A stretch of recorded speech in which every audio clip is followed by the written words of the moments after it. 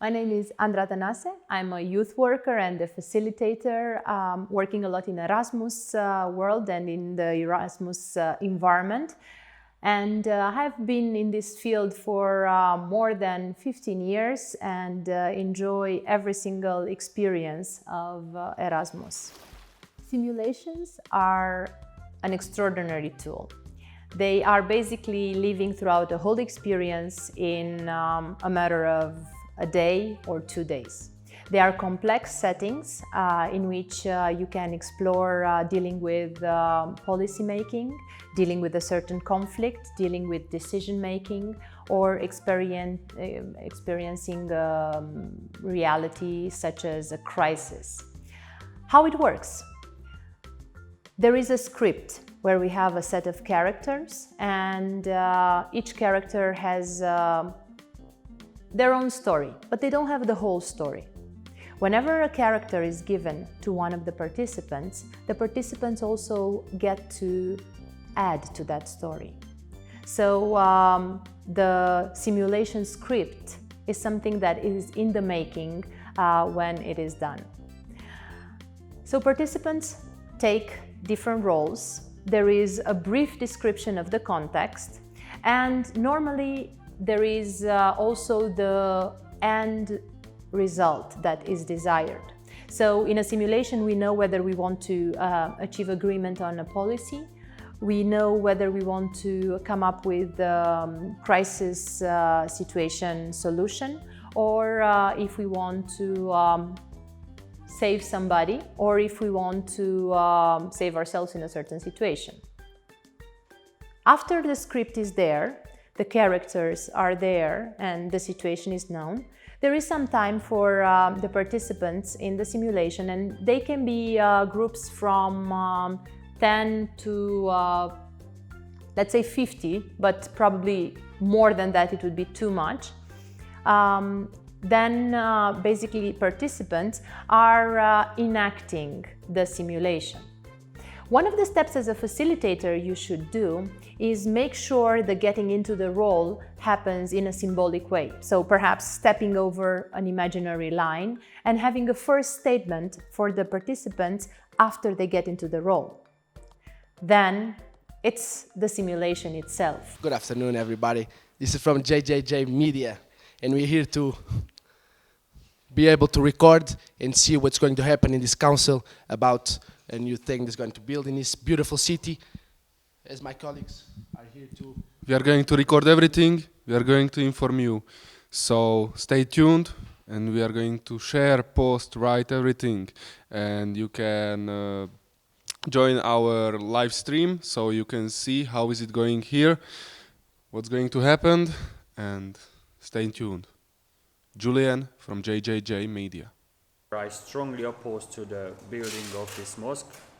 I do not think that it is right that council land and council resources should be spent on the place of worship that does not respect the traditions of our country or our town. We come from different backgrounds, but I believe that this issue can be solved so that everyone is happy and so that everyone will get out of this situation as a winner. During the past years and generations, they have been living in this city, and they really do deserve the right to have a place where they could practice the religion they have. That's all I wanted to say. Thank you very much. In our community, we are not against to building a mosque, but we need to take in consideration that there are a lot of other problems we're facing in our community. For example, early school leaving, vandalism, drug use.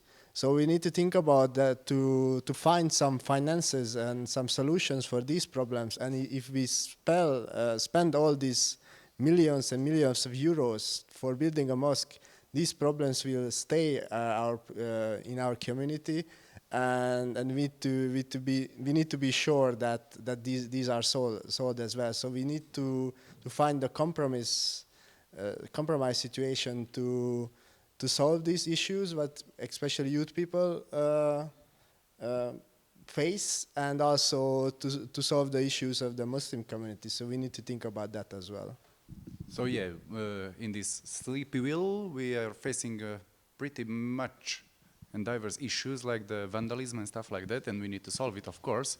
But the Muslims are a big part of the community. They're 15% of the whole inhabitants are Muslims.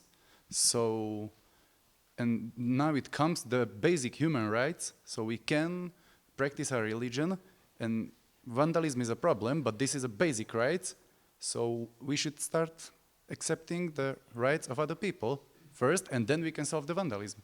This is the priority.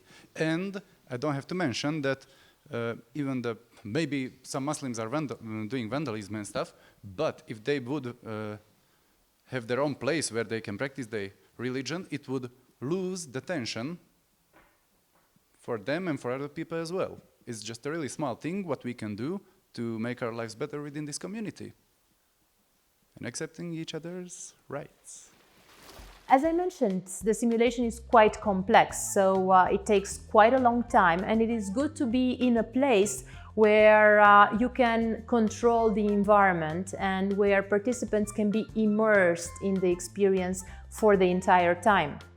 So normally coffee breaks or lunch breaks, they are included in the experience, and the best is when also the overnight process is included, because overnight there are unexpected events, they can be intrigues, they can be different dynamics in the setting of the simulation. So there are a number of simulations and we cannot really describe all of them, but one of the typical one is negotiating a certain agreement. And city hall meetings, decision making is one such as an example. We did it a number of times, and after the simulation is taking place, you have the resolution. The resolution is whatever that process allows. So as a facilitator, you have to be making sure in the implementation that actually you don't intervene, you don't change the outcome, because whatever outcome it is there because of the method. When the method implementation ends, there is the outcome. You get participants out of their roles and you debrief the situation.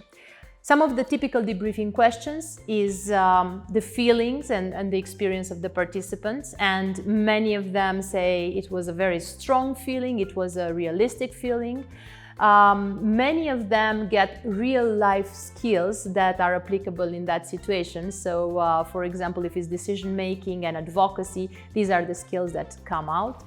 A town hall meeting is one of the typical examples, and this is something that we use a lot in our programs.